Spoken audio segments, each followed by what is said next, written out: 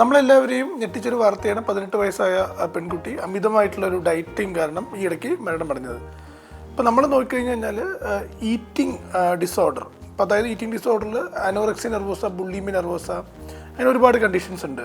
അപ്പോൾ ഇവിടെ എന്താണ് സംഭവിക്കുന്നത്? അതായത് അനോറക്സിയ നെർവോസ എന്ന് പറയുന്നത് ജസ്റ്റ് ഓവർ ഡയറ്റിംഗ് മാത്രമല്ല, അവർക്ക് അമിതമായിട്ടൊരു പ്രീഒക്യുപ്പേഷൻ, അവർക്ക് ബോഡി ഇമേജ് പ്രീഒക്യുപ്പേഷൻ വരുന്നു. അപ്പോൾ അതുകൊണ്ട് അവർ അമിതമായിട്ട് ഡയറ്റ് ചെയ്യുന്നു, അമിതമായിട്ട് എക്സസൈസ് ചെയ്യുന്നു. അപ്പോൾ ഇത് എത്തിച്ചേരുന്നത് അമിതമായിട്ടുള്ളൊരു വെയിറ്റ് ലോസ് ഉണ്ടാക്കാൻ വേണ്ടിയാണ്.